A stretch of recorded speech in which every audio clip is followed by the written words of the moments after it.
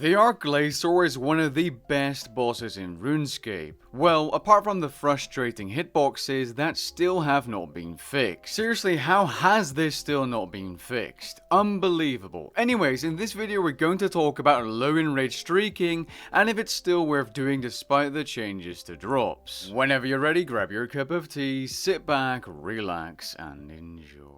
Only a couple of weeks ago, Jagex finally released the drop rates for the Elder God Wars dungeon, also confirming that the common loot at lower enrages, and therefore also lower kill streaks, would be nerfed. Now supposedly the amount of common loot should be better nowadays the higher you streak, but it does seem like you have to streak incredibly high to get close to the amount of money you were getting before. Accurately judging the difference or change in pre and post change loot is very difficult, and that's why we're going to be focusing on the now in this video, which is going to be far more relevant.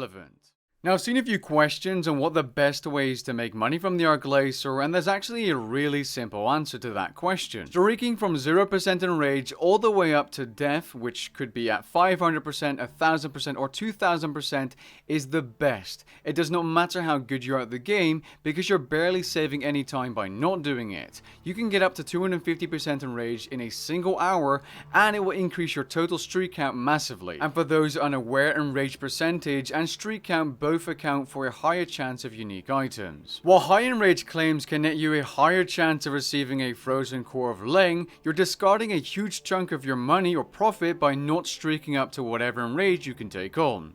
Not to mention that the kills take far longer as HP increases with enrage. With all of that out of the way, I'd like to focus on the main topic of this video. Is hard mode, low enrage streaking still worth it? In my opinion, it isn't. Let me explain. Low enrage streaking is anywhere from 0 to 500% streaking and anything in between. On this enrage level, you have a very small chance of receiving a frozen core of Leng. According to the Arch Glacor wiki calculator, you should get an average of 0.0118 cores every single streak from 0 to 250% enrage. If you were to increase the amount of enrage to 500%, you'd be getting 0.0369 cores, which is around 312% more, but you're also spending more time getting there. It takes me around an hour or so to get to 250% enrage, which means for one single core streaking from 0 to 250% enrage, it will require me to do 84, or rounded off 85 hours of the Arch Glacor to receive a single frozen core of Leng, which is the equivalent of around 1949 kill count. Now, I'm not entirely sure how long 0 to 500% enrage took me on my second kill streak, but I'd say about 3 hours or so, which means to get a single frozen core of Leng, on average, I would have to do 81.3 hours or 1220 kill count to receive a single frozen core. Another interesting perspective is to calculate my drop chance for a frozen core of Leng the next kill in the kill streak you can see on screen. As you can see, my chance of receiving a frozen core is 1 in 672.5.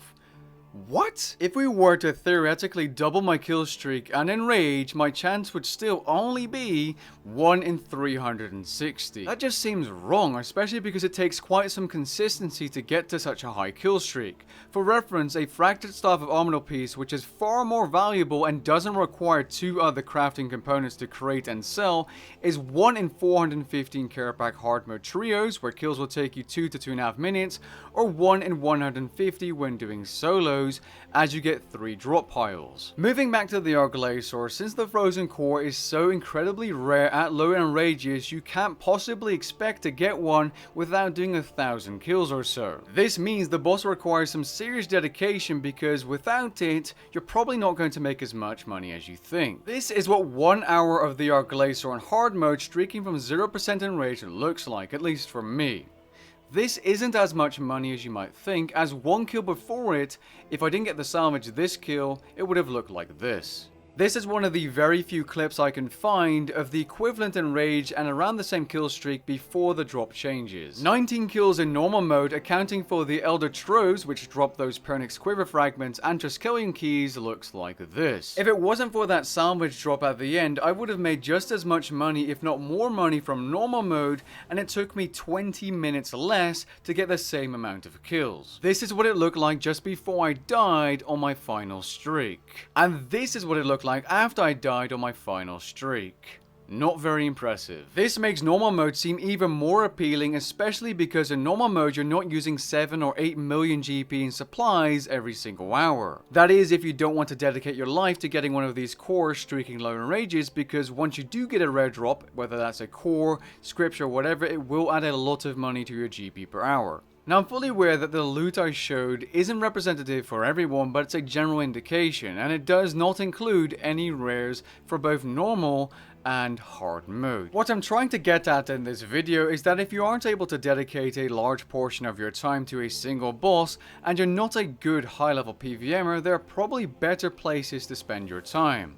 If you're looking for a chill and easy bossing experience, normal mode Arch Glacor is still a great way to learn PVM and to make money, especially if you're using the upgraded Pontifex ring to your advantage to get those tier 3 Elder Troves, which can even be turned into a passive effect with 5,000 anima from each Elder Godrush dungeon boss at this NPC. And don't forget that you can still get Dark Nihilus from normal mode at around 1 in 13.3 kills with 5 mechanics turned on, allowing you to create the Dark Ice Shard and Dark Ice Sliver. So normal mode really is a viable alternative to low enrage hard mode streaking, and is still something I would pick over Vindicta at any given day of the week, since the GP per kill is easily 2 or 3 times as high. Now please don't misinterpret this as hard mode being bad money, as it most definitely isn't. However, to get the most out of this boss, you're going to be sitting here longer than the campaign of a few AAA games combined.